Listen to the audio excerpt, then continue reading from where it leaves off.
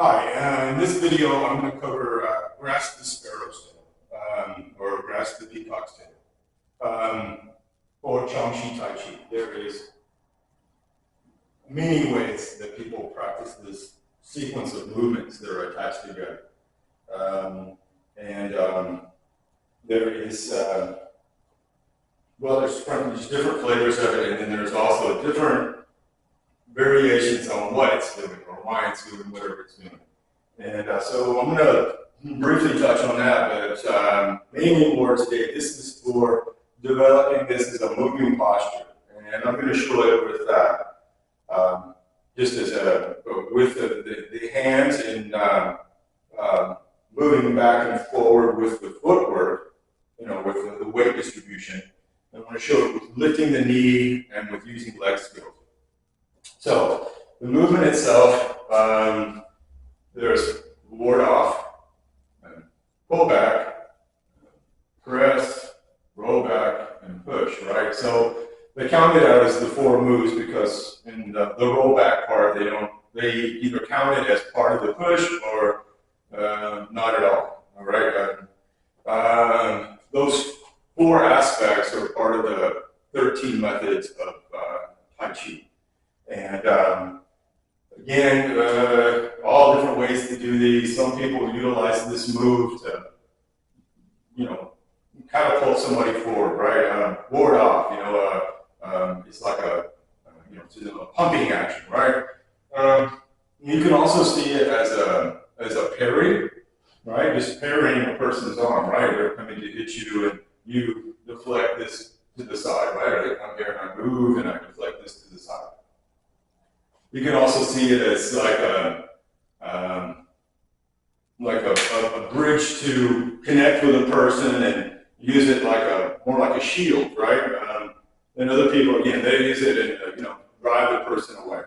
So we're not going to really discuss a lot of that stuff. And there's a lot of interpretation, and I think that's best set up for whatever style you're doing and get that information from that particular group.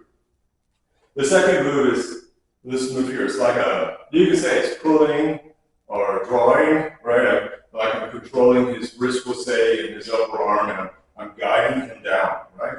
So if you think and these do not have to be connected together, and they can be used in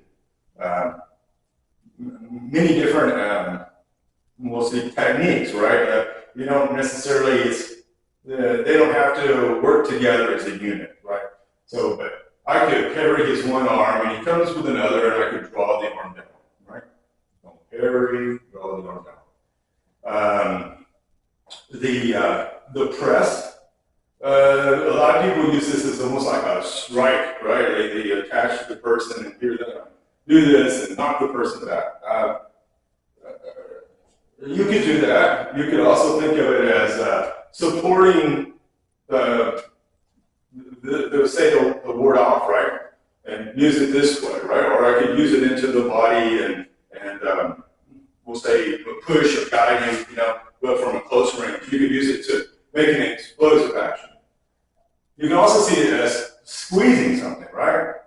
Say my hand is in his chest and my other hand is in his back, and I squeeze this together, right? So I break his posture, right? Or I could put one hand behind his knee and one hand into his chest and lift the leg and push him over, right? All kind of variations. This movement here, the rolling back, you could think that it's guiding the arms away, right? Or we could also do it as like a pulling down action, right? Yank the person down, and as they resist, and you come back with the pushing action. The pushing action to me also can be like a double palm strike, right? This way, strike into the person or press into the person to, destabilize them. It doesn't have to just be pushing. So it's the basic idea of the movements. So the movement itself in Chang Tai Chi, we don't shift this way. Right, well, we don't shift up here. We actually load the leg the leg, drive out, load the leg, drive out. We don't want to do these things in Chongqi Tai Chi. In other styles, they have their reasoning for why they do these certain aspects, right? But look, I don't want to drive into the knee or roll the foot back. So I don't want to do this kind of action. And I don't want to just shift back and forth by bending this knee, right? See what I mean? Like I'm not really engaging the hips. So we functionally practice this way. Load the hips and then drive the weight forward, right? And when I do that, if you look at my front knee, I'm really not doing this kind of stuff. Shifting, and I'm not really stretching it out all the way either. It's basically I sink from my hips and drive out. Whether you're doing a small frame or a large frame, this will strengthen the legs, in my opinion, so much more than just shifting or shifting into the knee or rocking back on the foot. Right? So I'm not doing this posture today for some kind of a demonstration or how great I can make it look, that kind of thing.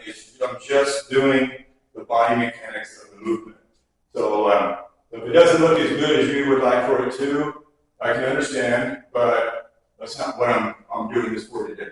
We're just trying to practice the pattern so that we can do it as a single action to get better at the mechanics, the body movements, right?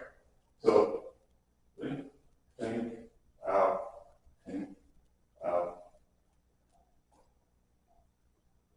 And there it is. Again, all kind of ways to do this move. I'm not wrapped up in that. You shouldn't be either in the beginning. If you do this particular style and it does the movement this particular way, that's great. And stick with it. And if you have you're curious about the way that other people do the movement, great. Look at it and digest it, and if you like it, then practice it. Now, I can do it with turning in my feet, right? So here, see how the foot turns, see how the feet turn, the feet turn.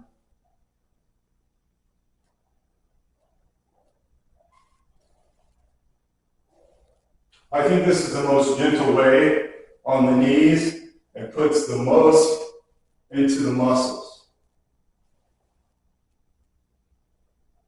Right? You think about it, I'm here, I need that rotation if I'm doing this for martial application, I need to be able to rotate the body to, maximize the force or the energy that I can produce from my body. And at the same time, right, it's making me use more of my body, personal opinion.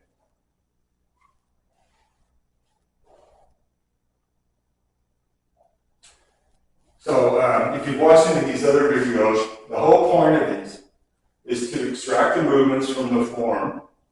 If you're doing it for functional fitness, extract the movement from the form so you can practice it as an individual piece to get better at the coordination and the balance, if it points in it,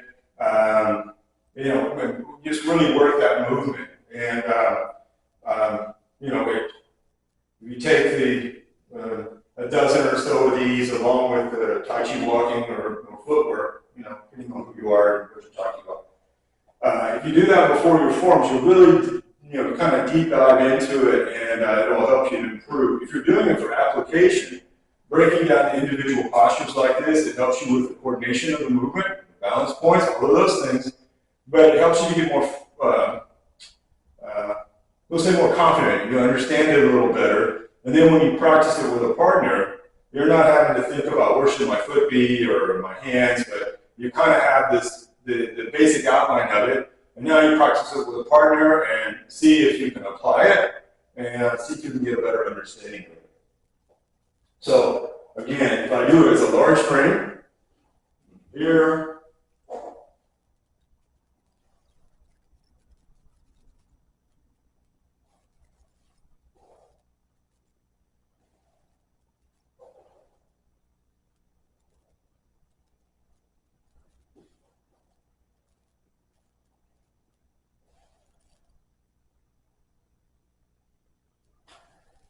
If you're wanting to work your balance more, you can always add in the knee lifting pieces, right?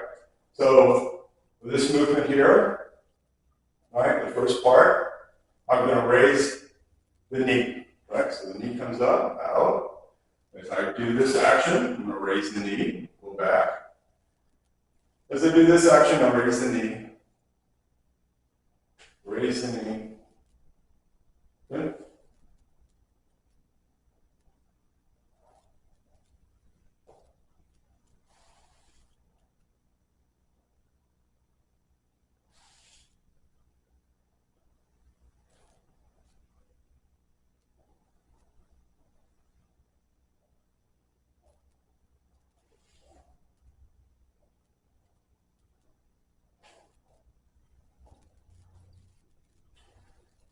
If you want to do it with the leg skills, like the knee lifting is potentially a better starting point if your balance isn't that great, and you want to move into the leg skill stuff. The leg skill stuff requires you to lift and stretch the leg out and pivot and lift it forward or backwards and all of those kind of things.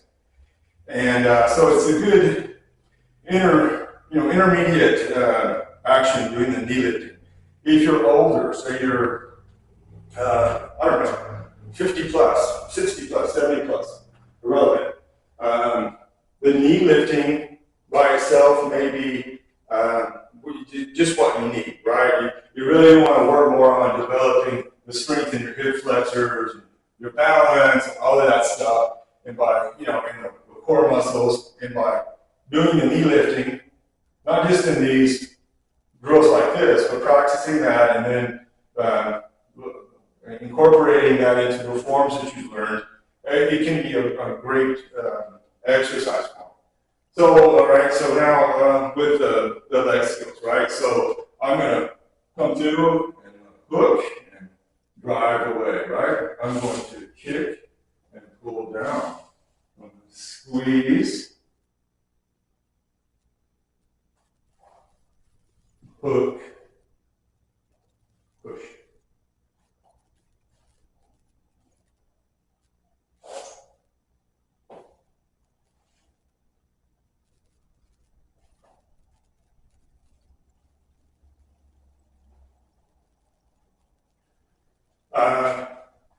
So that can be demanding, especially doing a single posture, not so much, but if you're trying to execute the whole long form of Chang Tai Chi, it's not in every move, but it's in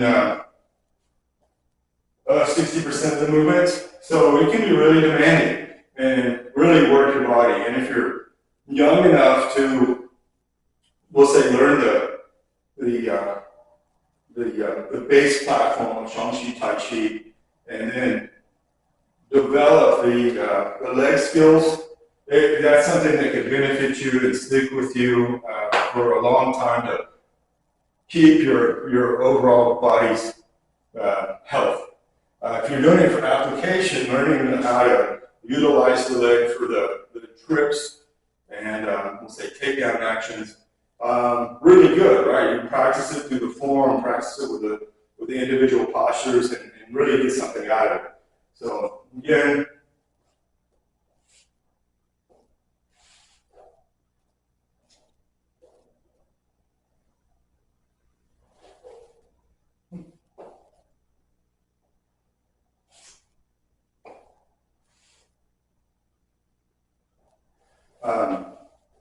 so if you think about it, this move here, I'm hooking behind his knee to draw him backwards, and then I slide forward, and he goes down. Here with the pull back, I kick his lower leg to jam him, and then I pull him down. With this press or a squeeze action. Say I've got a hand in his upper torso and one in his lower torso, and I'm hooking the leg. And then he falls down. This way, I'm seizing his upper body, and I hook his inside leg, and I push him over. And then I just follow through with a push. You don't have to do the push in several parts in the form. You'll do the push or you won't, just depending on what the next coordinated movement is. So one more time. So I'm going to shift, shift, shift, shift.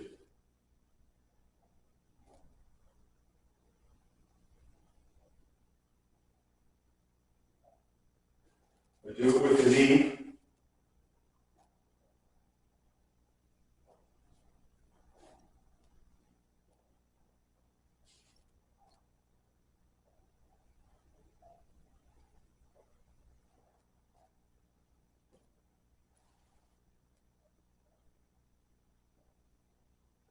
I do it with the leg skills.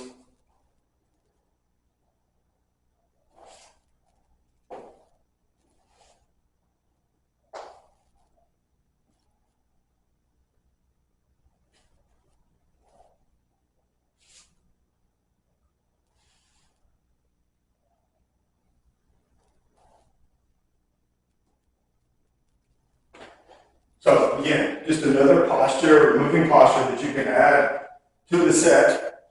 And I'd recommend at least practicing a half a dozen or a dozen at a time. Just get them in your memory, the postures, and it'll make it so much easier for you. The more you can understand the movement and coordinate the actions, whether it's for functional fitness, because then I'm improving my strength, my mobility, my balance, coordination, all of those things. On the other side of it, if I'm doing it for application, I can still use all those attributes, but now it gives me more confidence in the understanding of the movement, so that when I practice it with a partner, I get better at understanding the application. And like I was saying, I'm just showing some basic ideas of these postures.